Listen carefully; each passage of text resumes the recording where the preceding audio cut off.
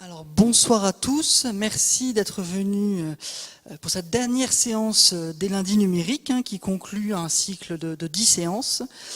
Nous avons donc le plaisir aujourd'hui de recevoir Mathias Blanc, coordinateur de l'ANR Visual, mais peut-être qu'il l'évoquera, rattaché à l'Institut de recherche historique du Septentrion, CNRS et l'île 3, si je ne me trompe pas dans les affiliations.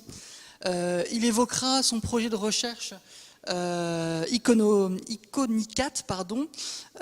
sur la réception sociale des images en histoire de l'art. La séance se déroulera comme à son habitude, 3/4 d'heure de présentation par Mathias et ensuite des questions. Merci encore, on vous écoute. Merci Antoine pour cette invitation. Bonjour. Alors effectivement, je vais vous parler d'un projet qui s'intitule Iconicat. Donc, il m'a permis de réaliser une étude de réception des œuvres des frères Lenain au musée du Louvre-Lens lors de l'exposition qui s'est tenue il y a un an dans ces lieux et qui s'intéressait justement à la question du rapport qu'entretenaient ces visiteurs avec les œuvres qu'ils avaient l'occasion de découvrir pour la plupart. Alors, je suis sociologue de formation, je ne suis pas historien de l'art, mais je vais diviser mon intervention en 3 temps.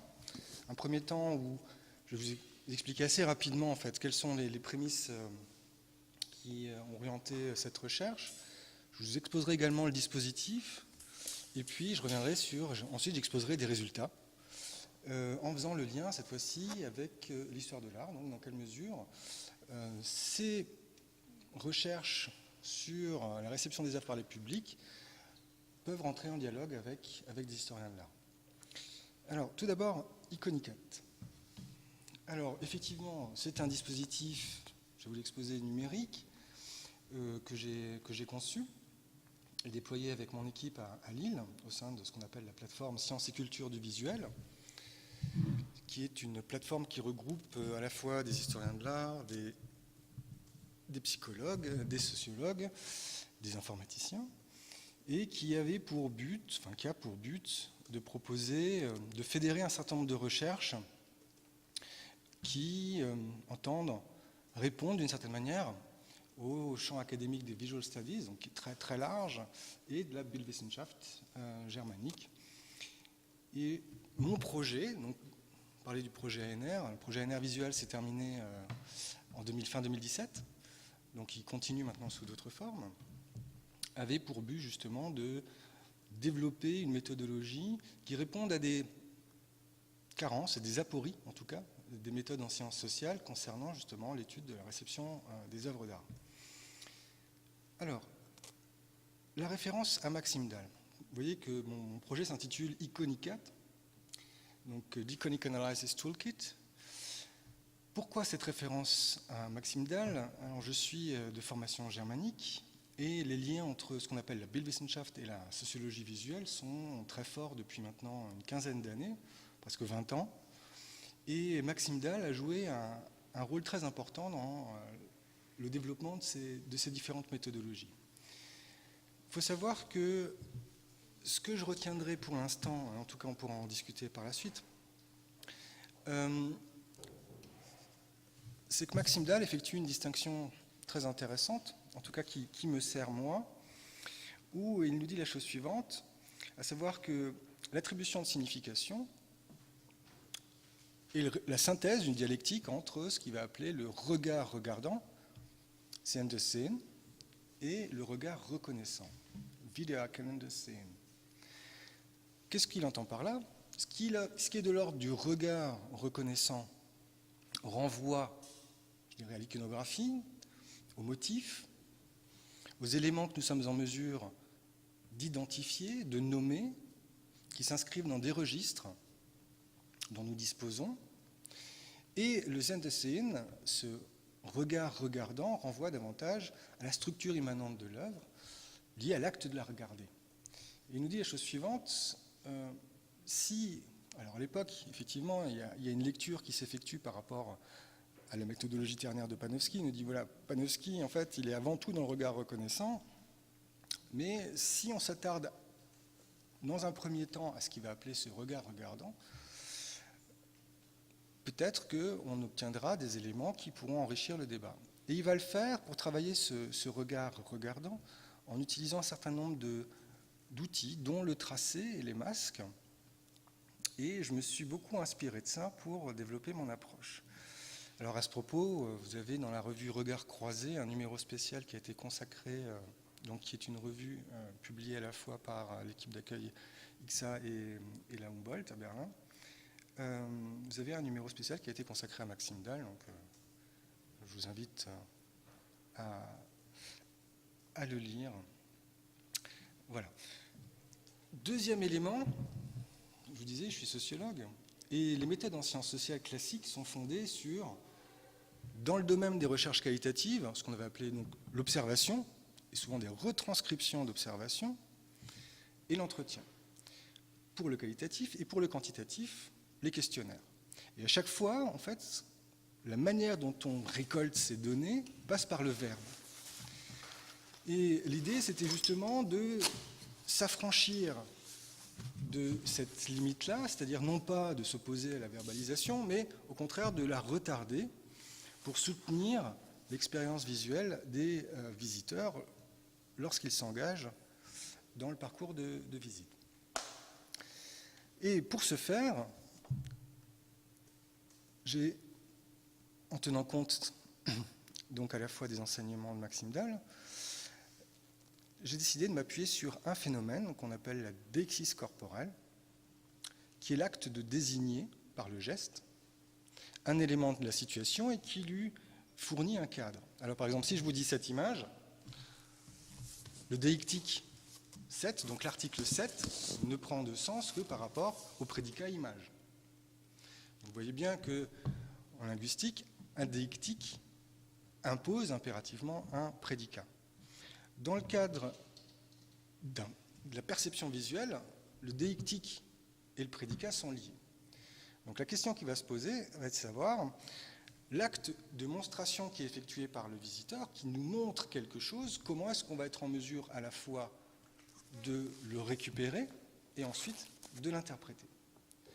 Donc pour ce faire, j'utilise un dispositif composé de 2 tablettes qui sont, donc vous voyez sur les images là, où vous avez une reproduction des œuvres qui s'affiche lorsque les visiteurs sont face aux œuvres, ils n'ont pas la possibilité de zoomer sur les œuvres. Par contre, je vais leur poser 2 questions. D'une part, qu'est-ce qui attire en premier votre regard? Et ensuite, qu'est-ce qui vous saisit dans les œuvres? Alors forcément, je réduis du coup les possibilités de réponse de par ces questions-là, mais je vais vraiment m'intéresser à l'attribution de signification des visiteurs par le biais donc de la monstration du tracé.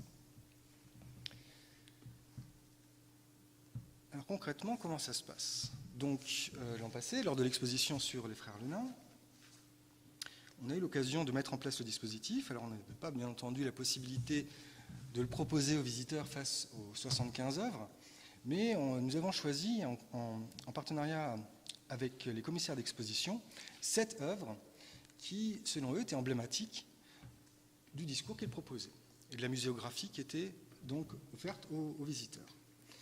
C'est cette œuvre, donc vous avez ici un plan de l'exposition. Je n'ai pas de pointeur, peut-être, non.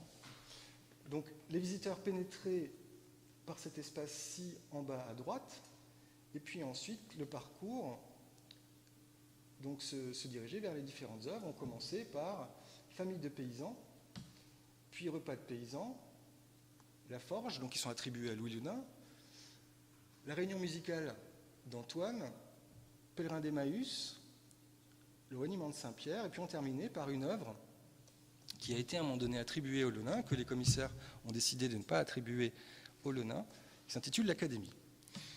Et donc je proposais aux visiteurs donc de nous montrer par le tracé ce qu'ils estimaient, en tout cas, attirer leur regard. Alors attention, c'est bien ce qu'ils estiment attirer leur regard, donc ce n'est pas du tout conscient, c'est un acte réflexif. Et je vais m'intéresser à l'attribution de cette signification et ensuite essayer de voir, d'une part, ce qu'ils mettent en avant en premier, et puis ensuite, comment ils le font et l'ordre dans lequel ils font. Donc, vous aviez une personne qui accueillait les visiteurs. Alors, pour ne pas perturber la visite, on ne proposait pas d'emblée les tablettes. On attendait que les visiteurs arrivent dans la dernière salle dédiée à Louis le Nain. Et une médiatrice était là et leur proposait donc de saisir des tablettes en leur montrant rapidement comment ça fonctionne, parce qu'il y a quand même un élément qui joue, c'est-à-dire qu'il y a quand même une prise en main minimale. Et donc, on leur montrait comment ils pouvaient simplement désigner les choses par le tracé. Alors, ils peuvent faire différents types de tracés. Ça peut être des lignes droites, des lignes courbes, des points. Vous allez voir ça tout de suite.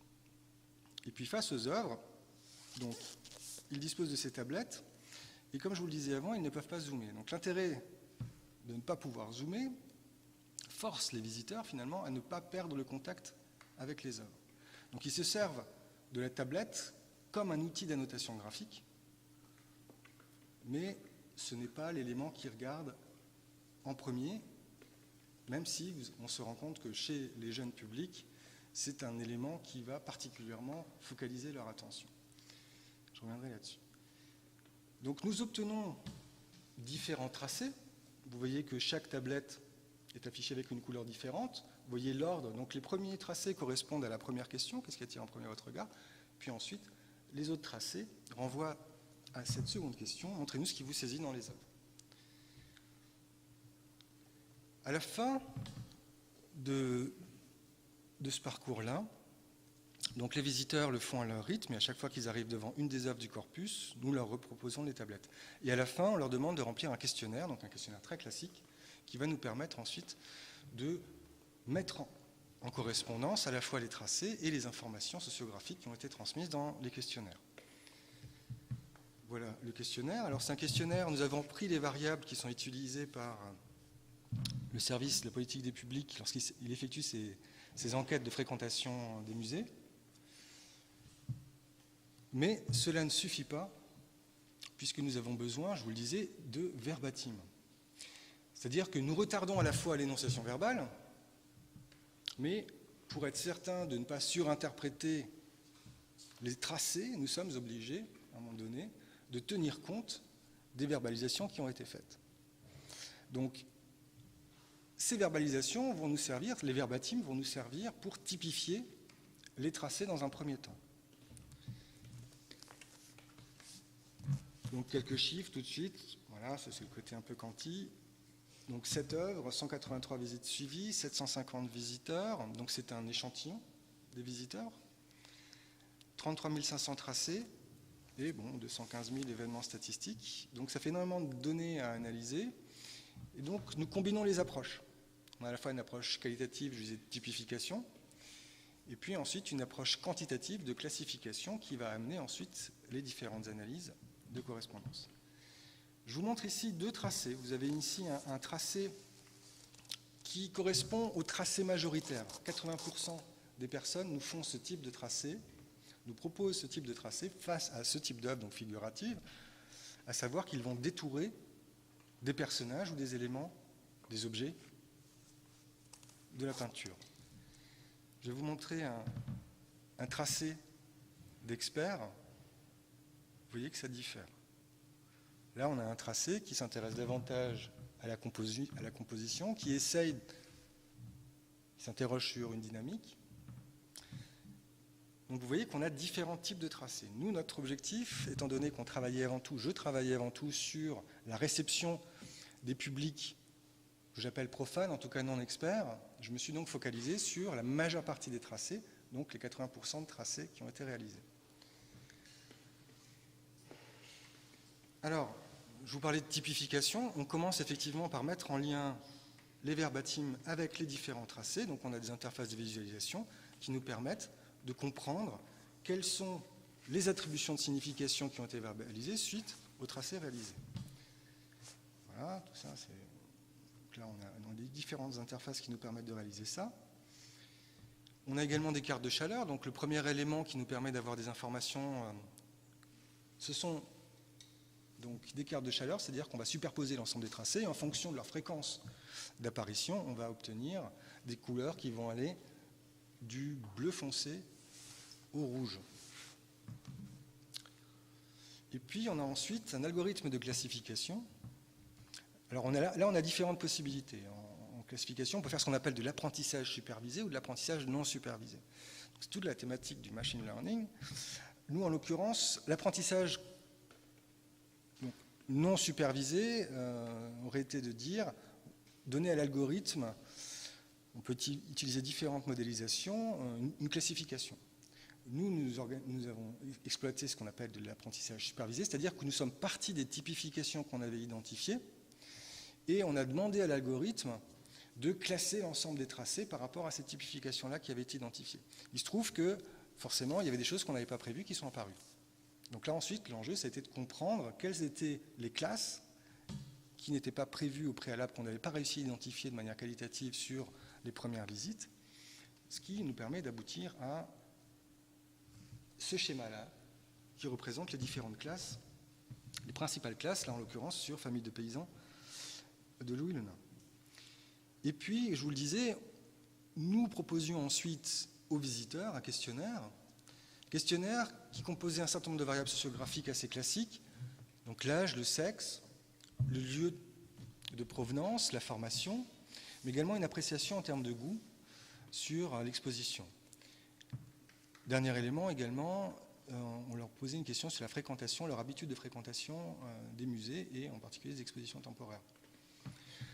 Alors vous voyez qu'ensuite on peut faire un certain nombre d'analyses, je vous parlerai de ces analyses. Donc là on arrive dans un schéma beaucoup plus classique où on va récupérer ces données, donc ces tracés vont être transposés en points de coordonnées et ces points de coordonnées vont nous permettre ensuite d'effectuer ce travail de reconnaissance des classes et ces classes vont être comparées aux différentes variables du questionnaire. Voilà, ça nous donne un certain nombre d'informations de ce type. Donc là, une classification hiérarchique classique. Donc tout ça pour vous présenter en gros comment nous avons procédé, à quel point effectivement on est dans un mélange des approches, à la fois du Cali et du Canti, et qu'est-ce que nous pouvons en dire et finalement à quoi ça sert. Alors, le premier élément que je souhaite vous montrer renvoie à une question qui se posait, à savoir dans quelle mesure la muséographie influence, ou en tout cas permet de voir que le visiteur s'engage d'une certaine manière dans l'exposition. Donc là, on se posait la question de l'influence de la muséographie. Et on va le faire en s'intéressant, vous allez le voir, là par exemple, vous avez une représentation. Alors, le motif en rouge foncé correspond au motif qui apparaît en premier, puis le second. Alors, je les ai annotés parce que c'est beaucoup plus simple à lire comme ça. Donc, vous avez des trajectoires d'attribution de signification qui sont mises en avant par les visiteurs. Et vous voyez ici qu'on a une lecture qui commence au niveau de l'expression des visages et puis qui très rapidement va s'orienter vers des éléments de la scène ici au premier plan. Ce qui est intéressant, c'est de voir que, vous allez le voir avec cette fois-ci repas de paysans, on s'est rendu compte que plus les visiteurs avançaient, plus ils s'intéressaient à des éléments qui sont au second plan, voire à l'arrière-plan. Et l'exposition s'intitulait « Le mystère Le Nain ». Donc, mystère Le Nain, lié à une question d'attribution, lequel des trois frères a effectivement peint, en tout cas lequel des gestes des trois frères peut être attribué à telle ou telle œuvre. Mais cette question de l'attribution, finalement, les visiteurs, on s'en rend compte, ne la questionnent pas trop, c'est-à-dire qu'ils s'en remettent entièrement aux propositions des commissaires. Par contre, lorsqu'on arrive donc après l'espace de Louis, et là c'est déjà en germe, lorsque nous sommes face à repas de paysans, vous voyez qu'il y a une focalisation, là en l'occurrence, sur la tête de l'enfant à l'arrière-plan. Les visiteurs ensuite arrivaient dans un espace où on leur montrait différentes techniques, notamment de spectrographie, de rayon X, pour voir, être en mesure de comprendre les différentes couches qui étaient révélées par ces techniques face aux œuvres. Et donc ils passaient d'une question générale du mystère de l'attribution à un mystère dévoilé par un certain nombre de techniques. Donc il reste toujours dans la notion de mystère. Et ce que je vais vous montrer là, c'est que cette notion de mystère, donc de l'attribution, puis une forme d'objet caché dévoilé par un certain nombre de techniques d'imagerie, va s'orienter vers un mystère du sujet. Où finalement, plus les visiteurs vont s'avancer dans l'exposition, et plus ils vont se poser la question de savoir, mais est-ce que finalement, le sujet de ces œuvres-là, c'est pas ce qui se passe à l'arrière-plan? C'est déjà en germe dans l'espace de Louis. Alors vous voyez qu'il y a une focalisation également sur l'apprenti en bas à gauche. Et puis ensuite ils arrivaient donc dans cet espace où on leur présentait différentes techniques d'imagerie. Et après, arriver face à la réunion musicale. Et vous voyez que la personne à l'arrière-plan, le personnage à l'arrière-plan, focalise beaucoup l'attention. Et je vais aller beaucoup plus vite parce que sinon je reviendrai sur ces différents éléments. Vous voyez qu'on termine également par cette jeune femme à l'arrière-plan. Donc ce sont des éléments qui arrivent à ce stade-là en troisième lecture. Puis ensuite on continue avec le reniement de Saint-Pierre, et là ça va être la tête au second plan. Et puis on termine par l'Académie, où vous voyez que là, la focalisation va commencer directement sur le personnage central, mais qui est un peu en retrait, et puis sur les deux hommes en haut à gauche. Donc, plus les spectateurs avancent, et plus les tracés qu'ils mettent en avant témoignent, selon eux, et ça se retrouve dans les verbatims, de l'idée d'un mystère d'un sujet. Donc à la fois, simplement pour vous dire que le cadre dans lequel les visiteurs arrivent, où ils savent très bien qu'on va parler de mystère, les amène également à essayer de chercher où et à quel niveau se trouve ce mystère-là. Et du mystère de l'attribution, on passe au mystère des sujets, et c'est une chose qui va s'accentuer plus on avance dans la lecture. On a demandé à des visiteurs de le faire dans le sens inverse. Et là, on se rend compte que ce n'est absolument pas le cas. Donc le mystère du sujet n'est pas l'élément qui ressort. Ce qui nous permet de supposer qu'effectivement, là, la muséographie a eu une influence sur la manière dont les visiteurs se sont emparés de ce parcours-là.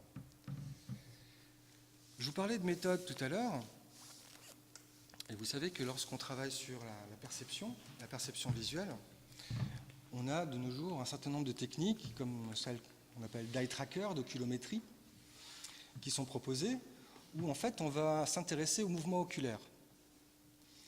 Et j'avais demandé à des collègues, donc à la fois lillois et viennois, donc l'équipe de Raphaël Rosenberg à Vienne, d'effectuer une étude oculométrique sur le même corpus. Les Lillois ont pu le faire en situation, les Viennois ont dû le faire en laboratoire, donc dans un cadre expérimental qui n'a rien à voir avec celui de la visite. Toujours est-il qu'il me faisait part du résultat suivant. Alors, excusez-moi, cette dia pour l'instant, l'article est en cours d'écriture, donc je pourrais présenter quelque chose d'autre d'ici peu. En tout cas, il me présentait ces données-là en me disant, finalement, les visiteurs sont très peu intéressés aux regards frontaux, mais s'intéressent avant tout au regard des personnages orientés vers l'intérieur de la scène ou qui s'en échappent légèrement. Et donc l'idée de regard externe, en l'occurrence, ne se vérifie pas si on en croit ces études kilométriques. Et je leur disais, attention, moi ça me paraît très surprenant parce que lorsque je demande aux personnes d'attribuer une signification par le tracé, le premier élément qu'ils mettent en avant, ce sont les regards frontaux. Donc en termes de signification, c'est bien quelque chose qui va les marquer, mais les mouvements oculaires semblent montrer que ce n'est pas quelque chose qui est perçu. Donc là, quand on combine les approches, on se rend compte que ce qui était mis en avant, c'est une stratégie d'évitement oculaire. Stratégie d'évitement oculaire, effectivement, les visiteurs ne soutiennent pas ces regards, mais leur attribuent une signification particulièrement forte. De là à penser que ça joue dans le fait que les visiteurs ensuite expriment une très forte gravité, un sentiment de gravité face à ces œuvres, c'est tout à fait envisageable. Toujours est-il que là, on a si vous voulez, une sorte de démonstration qu'une approche en soi ne suffit pas. On a besoin de combiner les approches pour construire de la manière la plus solide possible nos objets. Ça pose également une autre question en termes anthropologiques. Finalement, on ne sait rien de la culture à la fois de ces peintres du XVIIe siècle, encore moins des personnes qui achetaient leurs œuvres. Nous avons des résultats liés à des visiteurs du XXIe siècle, dans un cadre particulier qui est celui du musée. Si nous proposions à des publics issus de cultures différentes qui soutiennent davantage les regards, est-ce qu'on aurait les mêmes phénomènes qui seraient observés? Donc là, on a une question en termes d'anthropologie culturelle qui est soulevée par la combinaison des approches. Mais je vais continuer avec un autre élément, à savoir la mise en avant d'interprétations par ces publics non experts qui peuvent intéresser l'historien de l'art. En l'occurrence, la réunion musicale. Alors, ce titre est attribué au XIXe siècle. Il renvoie effectivement à une lecture de ces rassemblements typiques de la haute bourgeoisie, l'aristocratie, pratique de divertissement, où on va effectivement voir un musicien, et puis, en général, ce qui est considéré, c'est que nous avons deux chanteurs. Nous observons que, pour beaucoup de visiteurs, le titre ne leur parle absolument pas. Ils ont du mal à saisir dans quelle mesure est-ce que ça renvoie à une pratique de divertissement, en quoi est-ce que c'est une réunion musicale. Par contre, ils nous fournissent une autre interprétation en termes de réunion de fiançailles. Réunion de fiançailles, on le voit là par les tracés, où on a une première mise en avant d'un élément qui est cette jeune femme, en l'occurrence la fiancée, puis le jeune homme à sa droite avec cette cape rouge, enfin le jeune homme, je ne sais pas, en tout cas ce personnage à sa droite avec la cape rouge, qui est considéré comme le fiancé. En troisième, le personnage central avec ce vieil homme au second plan, qui devient le père de la fiancée, et puis il termine par le musicien. Donc, cette interprétation en termes de scène de noces, de scène de fiançailles, d'une part, elle est très concrète dans la manière dont elle est exprimée par le tracé, puis ensuite verbalisée d'ailleurs, et en même temps, c'est une hypothèse intéressante. Ça pourrait tout à fait être une réunion de fiançailles. Donc là, on a un exemple, ce n'est pas le cas forcément sur toutes les œuvres, mais en tout cas d'interprétation non experte qui interroge également la présentation des œuvres. Autre élément, je vais revenir sur la scène de genre paysanne, en l'occurrence sur famille de paysans. Lorsque nous avons fait les analyses statistiques, nous nous sommes rendus compte qu'une variable ressortait particulièrement pour comprendre la diversité des tracés. Et cette variable était renseignée par les visiteurs à la fin du parcours et renvoie au sexe, homme ou femme. Et alors là, il faut faire très attention, parce que c'est une tendance statistique, d'une part, on ne va pas essentialiser non plus ce résultat-là, mais surtout, il cache d'autres éléments, ce qu'on appelle des variables latentes, qu'il va falloir comprendre. D'abord, je vous les montre. Vous avez ici un parcours d'attribution de signification par le tracé typique de femmes qui visitent entre elles, qui se focalisent sur l'expression des visages des différents personnages, et notamment de cette vieille dame, et qui termine par cette femme à droite. Puis nous avons ici une présentation de regard masculin qui s'effectue davantage en spirale. ou qui va très très rapidement, qui passe très rapidement, qui commence effectivement sur cette vieille dame, puis qui très rapidement arrive à l'arrière-plan. Et là, je vous dis, il faut faire très attention, parce que il suffit pas, ce serait incongru de dire que les femmes voient de cette manière-là et les hommes de cette manière-là. Il faut comprendre également comment a été structurée notre population. Et c'est là qu'un autre élément devient intéressant pour expliquer ce résultat-là, savoir la configuration sociale de visite. Nous avons une population qui est composée, alors pour les jeunes publics, à 75% d'écoles, donc de classes qui vont du primaire au lycée, et puis pour les personnes au-delà de 60 ans, nous avons énormément de personnes, de femmes notamment, qui visitent entre femmes.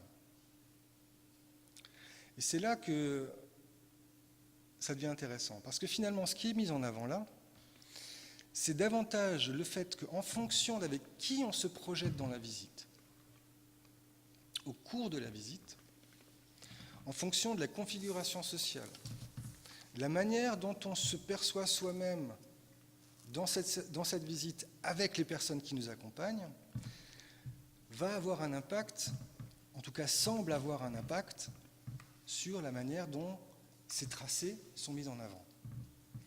Donc ce n'est pas tant la question du sexe, c'est davantage la question de la configuration sociale et de la manière dont on se projette, avec qui on se projette face à ces œuvres-là.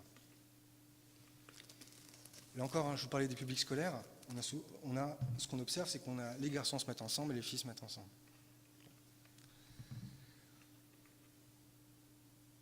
Mais je tiens bien à préciser, ça ne veut pas dire que forcément vous êtes une femme, vous allez voir comme ça, vous êtes un homme, vous allez voir comme ça. Ce n'est pas du tout ce que je dis. Autre élément, vous savez que les frères Lenain amènent un certain nombre d'études remarquables, et c'est quelque chose qui avait d'ailleurs présidé aux expositions qui se sont tenues quelques mois auparavant aux États-Unis, que ce soit à Fort Worth au Texas ou à San Francisco, où les commissaires mettaient en avant le fait que l'iconographie religieuse des frères Lenain se rejoue dans les scènes de genre paysannes. Et un des éléments qui appuie cela, par exemple l'allusion à l'Eucharistie avec le verre de vin et le pain qui est tranché par cet homme, fournit des indices, est interprété comme tel, pour alimenter cette thèse-là.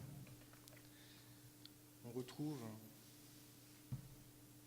dans Pèlerin d'Emmaüs une structuration très intéressante, assez proche. Alors finalement, qu'est-ce qu'on observe? Nous, on observe, alors avec ces visiteurs du XXIe siècle, que les parcours des scènes de genre paysannes qui sont au début de l'exposition, vous voyez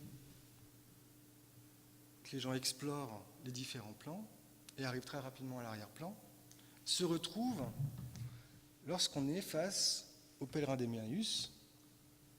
Donc là, on se posait la question suivante, à savoir, et ça soutient en tout cas une des hypothèses des commissaires, Nicolas Milovanovic me disait, mais finalement, c'est avant tout une collaboration entre à la fois une iconographie de peinture religieuse et des scènes de genre, mais de là à penser qu'il y a forcément une iconographie religieuse qui se rejoue dans ces scènes de genre-là, c'est peut-être aller un peu vite.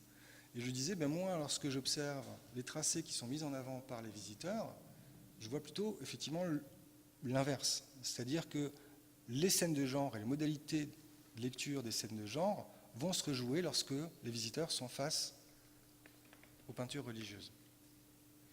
Donc là, c'est intéressant en termes d'hypothèse, c'est-à-dire que, bien entendu, je suis incapable de vous dire, et je ne le ferai pas, que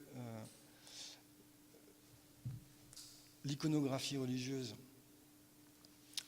n'a pas influencé les scènes de genre. En tout cas, ça pose une question en termes d'historiographie de l'histoire de l'art, à à savoir que est-ce que cette hiérarchie des genres, qui pourrait expliquer la grille de lecture proposée par les commissaires américains et d'autres historiens de l'art, finalement, est-ce que si on l'inverse, qu'est-ce que cela propose? Et Nicolas me disait, c'est vrai qu'on ne s'est pas vraiment interrogé sur la possibilité d'une inversion du schéma. Il se trouve que là, en l'occurrence, cette étude montre qu'il y a quelque chose de cet ordre qui se joue là. Alors, ce que je veux vous dire là, c'est simplement qu'on a une étude de sociologie de réception des œuvres par les publics qui, à travers une analyse très contemporaine, rentre en discussion, en dialogue avec un savoir expert et peut amener en tout cas l'émission d'hypothèses. D'hypothèses, comme vous le voyez, que ce soit en termes de nouvelles interprétations, que ce soit en termes de lecture. Alors, ce que je n'ai pas vraiment évoqué, c'est tous les débats qu'il y a sur la lecture que nous pouvons effectuer, que des études féministes effectuent sur cette période-là. Et puis, dernier élément, effectivement, dans quelle mesure cette étude, ce type d'étude de réception des œuvres par les publics entre en discussion, en tout cas permet d'alimenter un débat sur l'historiographie de l'histoire de l'art, sachant bien entendu, il ne s'agit pas ici de faire preuve d'anachronisme en estimant que les résultats de visiteurs du XXIe siècle peuvent se transposer comme tels. En tout cas, c'est juste des pistes qui sont intéressantes et qui peuvent alimenter un dialogue interdisciplinaire.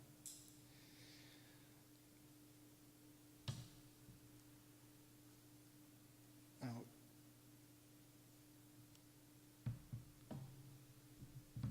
je suis allé beaucoup plus vite que j'ai l'habitude de faire.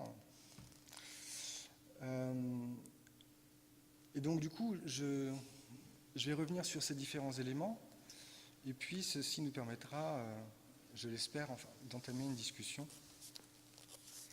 Donc, pourquoi avoir développé ce dispositif? Alors, bien entendu, ce dispositif n'a pas la prétention d'offrir une lecture exhaustive ou complète de la perception des œuvres par les publics.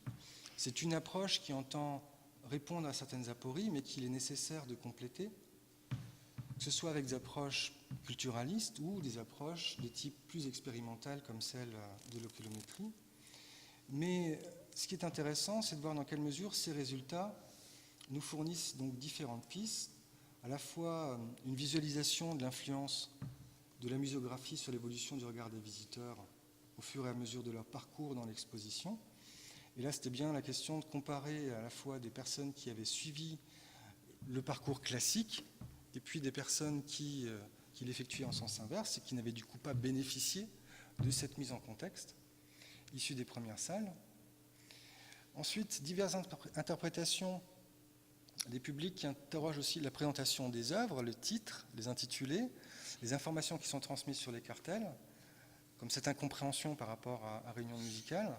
Il faut savoir que j'ai effectué d'autres études et c'est quelque chose qui revient extrêmement fréquemment, où on a des interprétations intéressantes, en tout cas non anticipées, de la part des publics par rapport aux œuvres qui sont présentées. Très récemment, par exemple, au musée d'Orsay, dans le cadre d'un parcours avec des classes de CM2, nous étions face à Terrasse sous le soleil en été de Maurice Denis, et les élèves mettaient en avant une iconographie qui renvoyait à celle des jeux vidéo comme Minecraft ou World of Warcraft. Donc ils se projetaient, ils avaient une lecture empathique où ils se voyaient dans une caverne baignée par de la lave et dont il fallait s'extraire. Donc, forcément, face à un public non expert, la lecture empathique est ce qui ressort le plus. C'est une lecture qui renvoie forcément à un vécu et qui renvoie à un vécu en situation avec des personnes qui vous accompagnent. On sait très bien que les visites en musée, la majeure partie des visites en musée ne se font pas seules, elles se font à plusieurs, même si vous avez votre propre rythme, les échanges se font. Et donc, on a différentes modalités de perception des œuvres qui varient principalement, alors, en fonction du sexe de prime abord, mais de l'âge des visiteurs, mais surtout, je dirais, de la configuration sociale de visite. Alors la formation, effectivement, joue, puisqu'on voit bien qu'à travers les différents types de tracés, que ce soit ceux des profanes ou des experts, il y a des différences de monstration. Mais on a là un corpus qui permet d'explorer ces différents éléments. Et puis ensuite, il y a cette possibilité, alors j'ai bien de possibilité, ce n'est pas forcément quelque chose qui peut arriver à chaque fois, mais en tout cas, la possibilité d'un dialogue entre le public et les experts, avec une contribution possible des analyses de réception des œuvres par les publics, contribution à l'élaboration d'hypothèses sur l'histoire de l'art, aux problématiques de scénographie de l'histoire de l'art. Donc, voilà, je vous présente quelque chose qui est très neuf, puisque ça fait maintenant à peine, on a commencé les premières études il y a moins de 2 ans, pas tout à fait 2 ans. Donc la méthodologie est encore amenée à évoluer, on sait très bien qu'il y a un certain nombre de biais aussi, induits par l'approche, mais malgré tout, qu'est-ce qu'on peut en dire et comment peut-on lui faire dire un certain nombre de choses sans rentrer dans la surinterprétation et finalement énoncer des choses qui ne correspondent pas à ce que les publics peuvent mettre en avant. Je terminerai simplement par... j'ai l'habitude de le faire en général dans les communications, vous avez une personne qui parle, puis qui met son nom bien en avant en première page. C'est un travail d'équipe. Moi, j'ai conçu l'approche, mais il a fallu un certain nombre de personnes pour la réaliser avec moi. Et donc, j'estime qu'il est tout à fait normal de les faire apparaître, d'autant que sans eux, je n'aurais rien pu faire. Voilà. Et puis, voilà, si vous voulez suivre nos activités, Iconicat, alors Iconicat, le dispositif tel qu'il a été utilisé là et tel qu'il a été développé, vous voyez très bien qu'on travaillait avant tout face à de la peinture et on est en train de développer un dispositif dans la même veine qui s'inspire à la fois de cette idée de déquise corporelle et des enseignements de Maxime Dalle, mais cette fois-ci pour travailler sur la sculpture. Donc on est en train de développer ça et les premiers tests seront réalisés début 2019. Voilà. Donc je suis arrivé au bout de mon temps imparti. Merci beaucoup. Puis je suis ouvert à vos questions.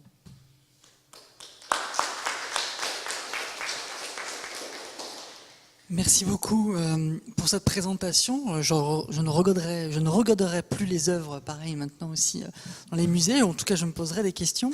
Est-ce qu'il y a des questions dans la salle ? Excusez-moi, le micro. Voilà, je ne suis pas arrivée. Ça marche là. Je suis arrivée un petit peu en retard. Et je voulais savoir, vous avez fait, une étude, une enquête. Comment vous avez fonctionné? Parce que là, En fait, c'est une enquête au départ, une enquête de réception des œuvres par les publics, ouais. Donc qui est devenue une étude, parce qu'elle a ouvert des pistes qui ne sont pas celles qu'on a l'habitude de faire lorsqu'on fait une enquête. Donc effectivement au départ l'idée c'était de comprendre quelles relations les différents visiteurs, les divers publics entretenaient avec les œuvres qui leur étaient présentées. Et nous pouvons le faire avec toutes les œuvres, on l'a fait sur un corpus qui était emblématique, en tout cas de l'approche proposée par les commissaires. Donc Nicolas Milovanovic et Luc Piralin en l'occurrence. D'accord. Voilà. Et ensuite effectivement on a utilisé des techniques classiques d'enquête, à savoir les verbatims, les questionnaires. Oui, c'est ça. Mais on fait appel à une autre technique fondée sur cette idée de monstration par le tracé. Oui, j'ai vu là. qui permet d'enrichir, si vous voulez. Et comment ça se passe là Je pose deux questions. Alors les questions, forcément, je me suis posé longtemps, j'ai cherché longtemps quelle était la question qui induisait le moins de biais. C'est-à-dire qu'on sait très bien qu'il y a une séquentialité et qu'une question amène un certain type de réponse. Donc comment faire pour que l'horizon des possibilités ne soit pas trop restreint par ma question. Et comme je souhaitais également travailler et comparer différentes approches, j'ai posé une question qui permet de faire le lien avec les approches oculométriques classiques, à savoir qu'est-ce qui attire en premier votre regard. Voilà.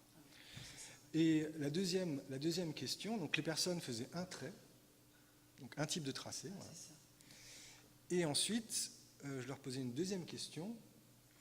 Montrez-moi ce qui vous saisit dans les œuvres. Alors, étant donné qu'ils ont commencé avec qu'est-ce qui attire en premier leur regard et qu'ils ont produit un certain type de tracé, souvent ils ont tendance à reproduire le même type de tracé ensuite. Et donc il faut également analyser les derniers tracés. Parce que les derniers tracés, des fois, rendent davantage compte d'éléments de structure, alors que les premiers tracés renvoyaient davantage à du détourage de personnages ou d'objets. Voilà. Donc il faut analyser ensuite la séquentialité des différents tracés et les mettre en lien avec les verbalisations qui ont été récupérées par... donc vous aviez une personne qui donnait les tablettes et puis qui notait également toutes les verbalisations qui étaient effectuées ensuite par les publics. Il faut savoir qu'elle ne posait pas de questions au public, mais les publics, d'eux-mêmes, en général, parlent de ce qu'ils ont fait entre eux. Et donc tous ces éléments-là étaient écrits et donc alimentent un carnet de terrain qui nous a permis ensuite de mettre en lien ces tracés, d'effectuer une typification, puis ensuite on a développé une...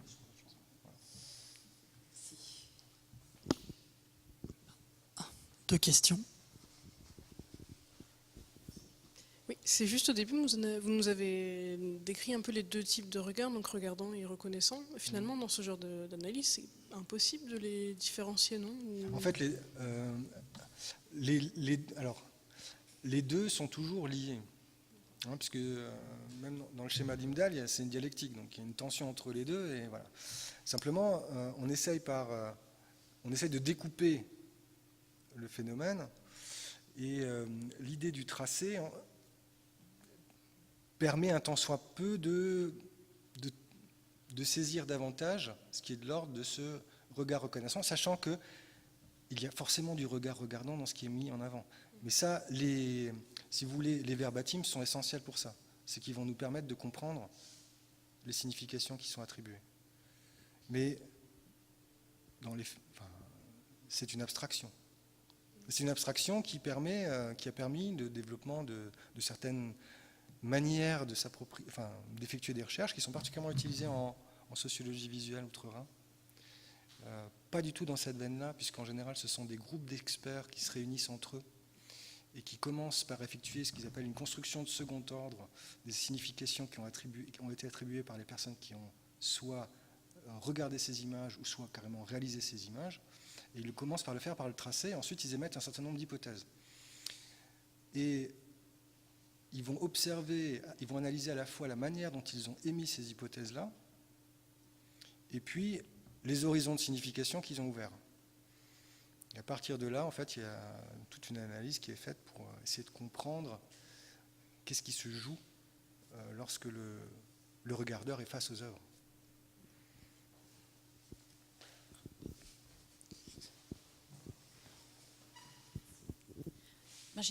Ça marche, non ?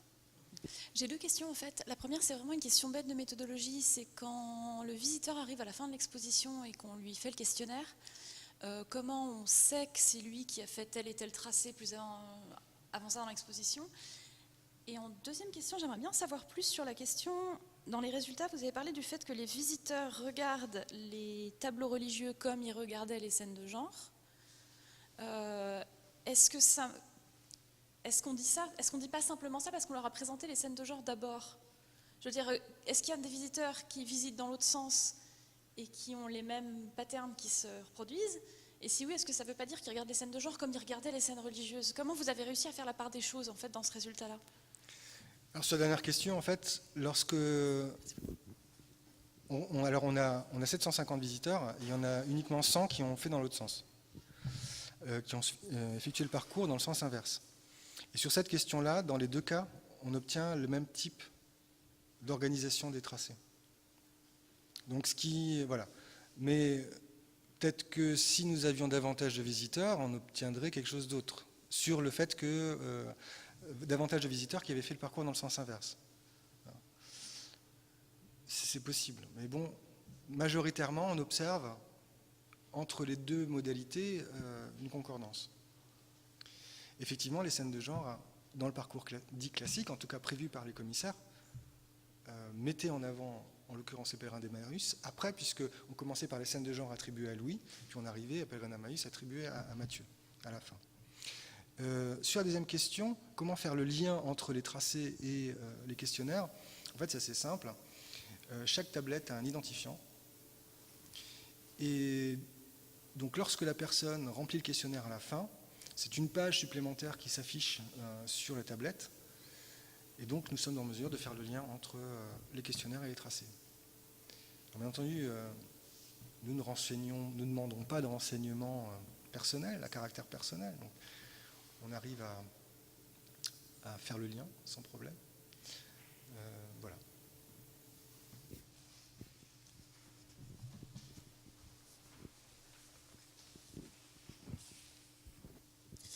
Et quand vous parlez du rapport à la muséographie, j'imagine que c'est à la fois le parcours, la disposition des œuvres, mais également tous les textes qui accompagnaient.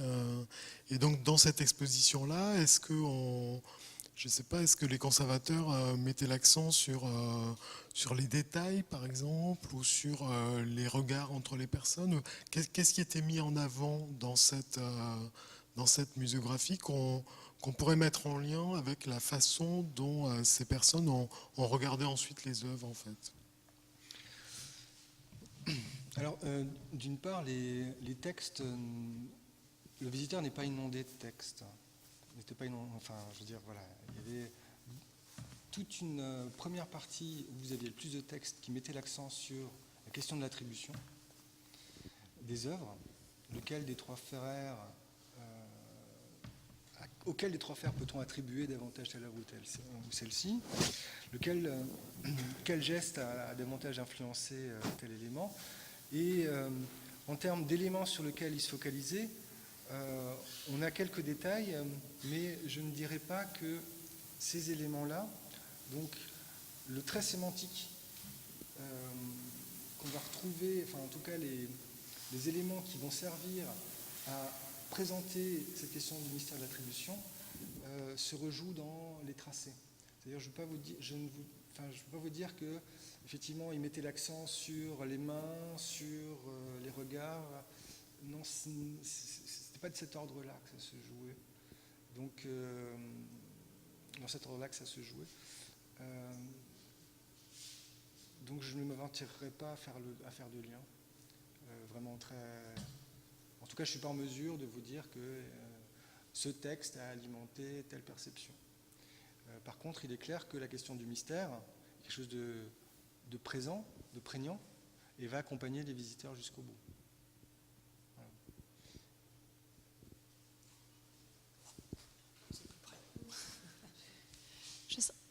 Rapidement, est-ce que justement il y avait un désir de la part du public d'être plus guidé justement par les cartels, ou pour être peut-être jouer plus le jeu d'attribution, d'essayer de regarder peut-être des indices entre les trois frères, et notamment par rapport à tout ce qui est sujet religieux? Est-ce que voilà, ils auraient aimé être plus guidés pour voir certaines iconographies dans la composition?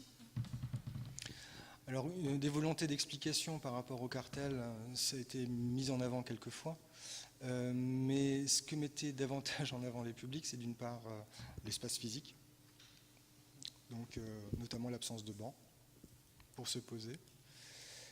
Étant donné que vous aviez des flux différents de visiteurs en fonction des périodes, on avait des visiteurs qui avaient le temps de regarder les œuvres et de les contempler seuls, et qui avait cette demande-là. Mais ce qui était noté, c'était notamment, on n'a pas eu de problème pour convaincre des visiteurs de saisir de l'outil. Ça veut dire quoi? C'est-à-dire qu'il y avait, alors notamment, on a dû, pour des raisons de représentativité de l'échantillon, on ne pouvait pas répondre à toutes les demandes des familles qui arrivaient avec des enfants et qui se disaient chouette, là on a quelque chose avec une tablette, donc peut-être que ça va favoriser l'engagement des enfants dans le parcours. Mais les premières réactions qu'on a eues étaient des réactions de visiteurs qui venaient de Lens et de son agglomération et qui nous ont dit mais merci de nous donner la parole. Donc il y avait une attente d'expression au cours de la visite et ils avaient l'impression en tout cas que le fait d'agir et de devoir montrer quelque chose répondait à cette attente-là.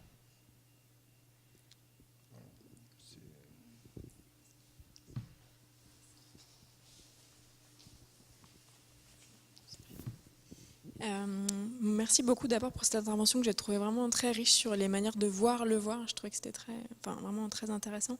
Et du coup, j'ai une question qui est qui est plus méthodologique, mais qui a trait en fait aux façons de prendre en compte ce que vous avez appelé la configuration sociale de la visite. Moi aussi, je viens plutôt de la sociologie et je viens d'une tradition qui s'intéresse beaucoup aux conduites et aux activités perceptuelles situées. J'ai beaucoup de collègues qui ont travaillé sur les visites, les conduites des visiteurs dans les espaces d'exposition et qui en fait ont filmé des visiteurs en train de regarder des œuvres et je me demandais comment vous utilisiez ce type vous avez la réponse en image, mais voilà, est-ce que vous observiez en plus les comportements des visiteurs et comment vous pouviez intégrer, est-ce que c'est une strate méthodologique supplémentaire en fait de rendre compte des formes d'interaction au-delà des entretiens ou des annotations visuelles comme vous les avez exposées. Je me demandais comment vous pouviez vous situer par rapport à ça ou des travaux sur le temps qu'on passe devant les tableaux aussi, qui sont des paramètres. Alors sur la durée du regard. Alors la durée du regard, bien entendu, on a les études classiques de Passeron. La durée du regard, pour moi, pose une question, à savoir, c'est comme si on prend juste de l'oculométrie comme ça. Finalement, on ne sait pas trop ce qui se passe. Vous pouvez très bien regarder un endroit et penser à autre chose. Donc la durée du regard, pour moi, est un élément, mais ne suffit pas. Ensuite, les approches, effectivement, plus ethnométhodologiques, d'actions situées qui font appel à la vidéo. Là, en l'occurrence, j'avais demandé à des chercheurs issus de différentes traditions épistémologiques de travailler avec moi. Puis moi-même, j'ai été formé à l'ethnométhodo, j'ai fait mes postdocs à Berlin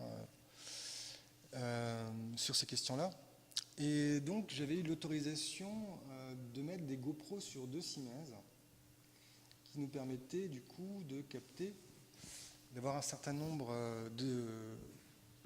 d'images qui nous permettent justement d'analyser l'engagement des différents visiteurs dans l'espace et d'essayer d'analyser quelles sont les ressources qu'ils exploitent au cours de cet engagement-là. Et alors ça pose plusieurs problèmes.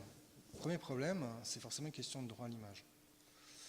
Donc, pour ne pas perturber les visiteurs voyaient les GoPro, mais de nos jours, voir une petite caméra au-dessus, ça ne frappe pas forcément. Mais du coup, on devait leur courir après, lorsqu'ils sortaient de la salle, et passer à la seconde pour leur demander les autorisations. Donc, c'est pas quelque chose que l'on peut reproduire en permanence. Mais toujours est-il que ça nous a permis d'analyser effectivement ces différentes formes d'interaction en situation. Et on se posait la question de savoir dans quelle mesure le dispositif induit une autre forme d'interaction. Et donc vous voyez là, vous avez différentes... Alors ce sont que des captures forcément fixes, d'images fixes, avec une configuration de personnes, un groupe avec guide, et puis un groupe qui exploite les tablettes.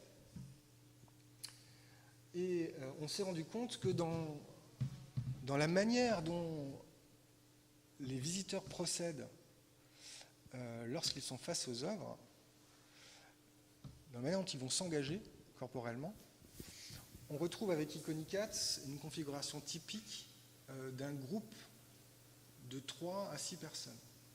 Mais avec Iconicat, les visiteurs peuvent être 15. Donc, on est dans une situation de communication où effectivement il y a interaction et cet engagement nécessite d'être aussi analysé. Et forcément, donc, je ne vous dirai pas que une perception d'un groupe de 50 visiteurs est identique à une perception de 2 personnes qui sont face à une œuvre. Et là, en l'occurrence, ces 2 personnes ne se connaissent pas. Voilà. Mais donc le dispositif permet de travailler la configuration qu'on retrouve majoritairement dans le musée.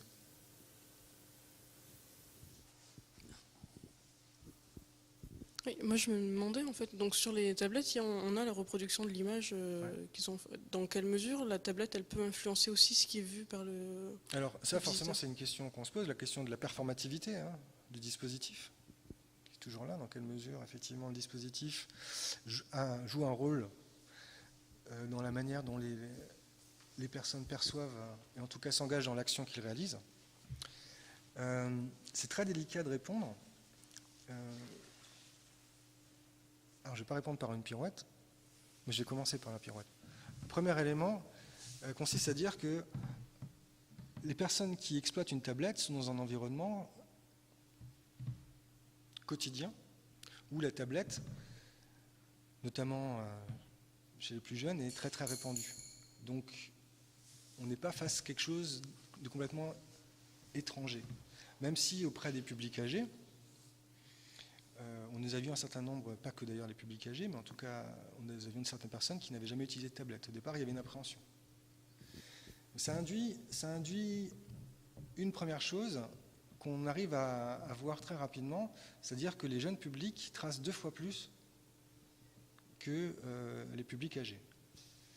Donc ça veut dire que le rapport qu'ils entretiennent au tracé n'est pas le même. On a d'un côté des jeunes publics qui vont tracer et dont, je dis, c'est une attribution de signification, donc il y a une réflexivité. Cette réflexivité, elle va être moindre peut-être, en tout cas, elle va être davantage liée à une réaction sur le moment chez les jeunes publics, alors que chez les publics âgés, elle est beaucoup plus empathique. Donc ça, on arrive à identifier effectivement qu'on n'a pas le même rapport au tracé. Ce qui explique qu'on a besoin impérativement de ces verbatims pour ne pas faire dire n'importe quoi à ces tracés. Ensuite, il est effectivement très dur de savoir dans quelle mesure le dispositif a une performativité. C'est-à-dire pour moi, je pense que la performativité, elle est là, mais elle n'est pas non plus pour tous les publics pareil, et elle n'est pas forcément dominante dans l'action. Je pense mais pour ce faire, on a besoin de continuer les études et de comparer les dispositifs.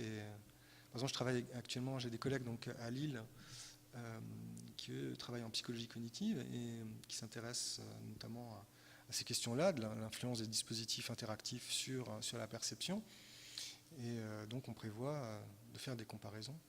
Mais là encore, ce sera un cadre expérimental, ce sera très cadré. Voilà. Est-ce que les résultats qu'on obtiendra dans ce cadre-là seront transposables comme ça dans un autre contexte qui est celui du musée? C'est encore d'autres questions.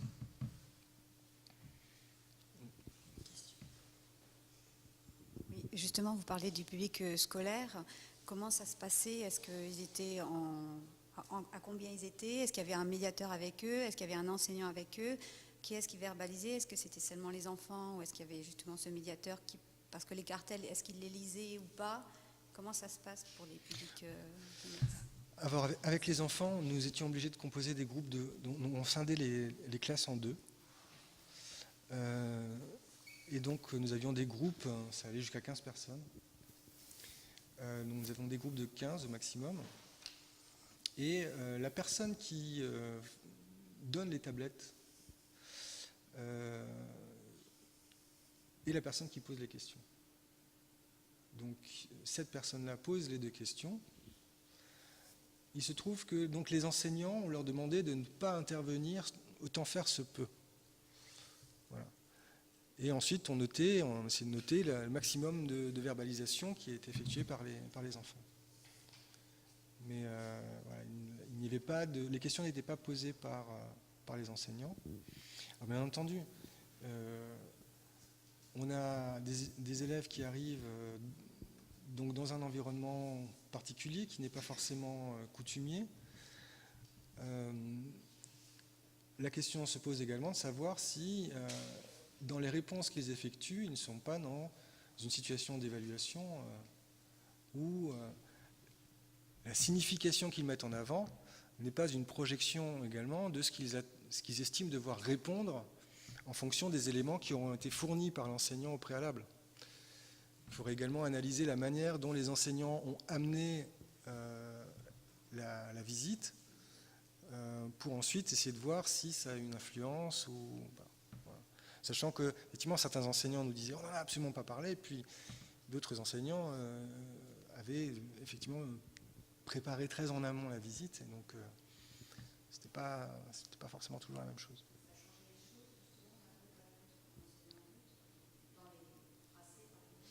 Alors, majoritairement, ça ne change pas grand-chose. C'est-à-dire qu'on a donc des tendances statistiques, et la tendance statistique, elle se vérifie à 80%. On a quand même 20%, c'est important.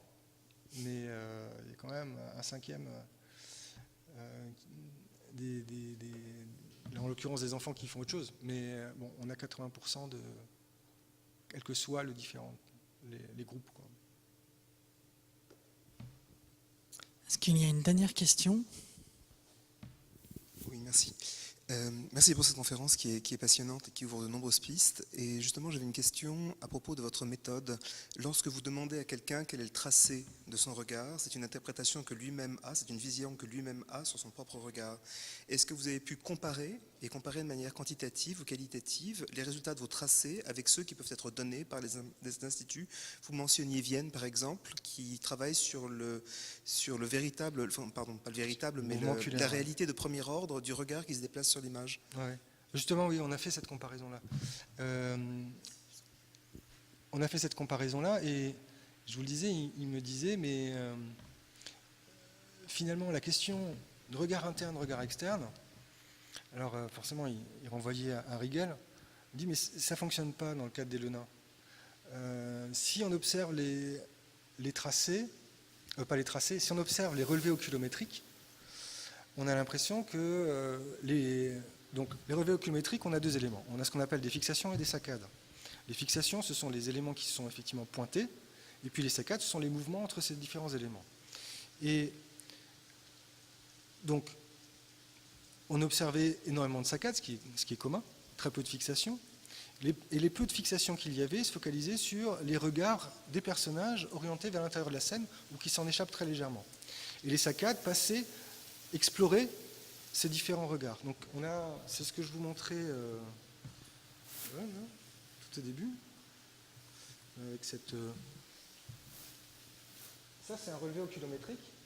Vous avez là, en termes de parcours, mouvement oculaire, et là, en termes de fixation.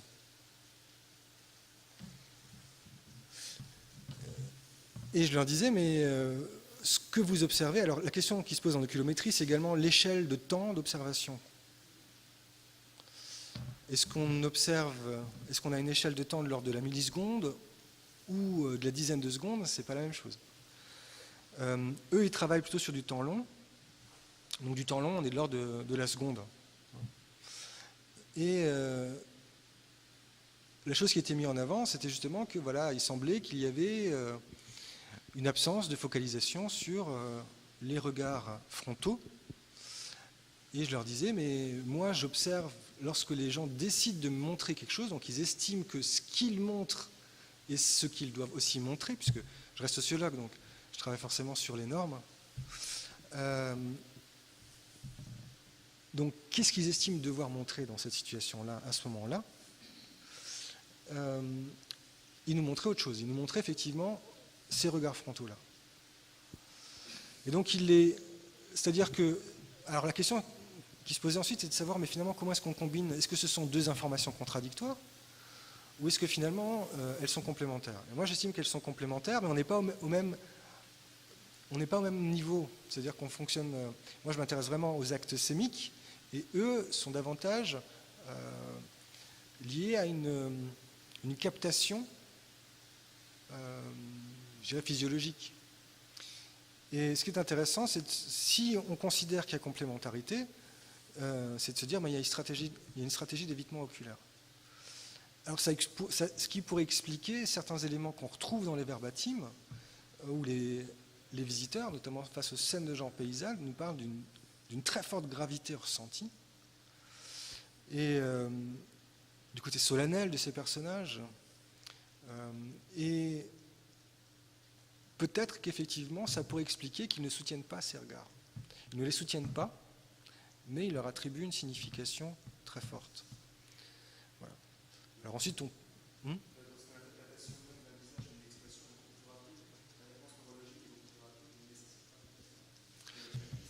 ouais, c'est ça. Voilà. Bon, en tout cas, voilà. Moi,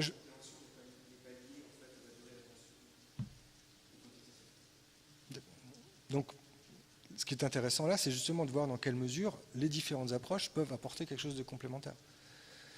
Moi, je sais très bien que je ne travaille pas au niveau de l'oculométrie. Hein. C'est pas du tout... voilà. On ne peut pas estimer que, justement, étant donné qu'il y a un acte réflexif qui est effectué par les visiteurs, qu'on travaille sur le même plan. Par contre, l'idée, c'est essayer de comprendre ensuite comment les deux peuvent s'enrichir. Hein. Enfin... Est-ce qu'il y a une dernière question? Je vais en poser une dernière. J'en profite toujours pour poser la dernière. Un peu peut-être étrange. Est-ce que vous avez essayé de jouer, comme vous avez parlé d'apprentissage, est-ce que vous avez essayé de jouer votre algo d'apprentissage sur une autre œuvre qui n'a pas été perçue par un corpus, par des gens, et ensuite de confronter, mais là c'est trop tard parce que c'est plus dans le cadre de l'exposition, donc forcément il y aura un biais important, mais est-ce qu'il serait possible on va dire, de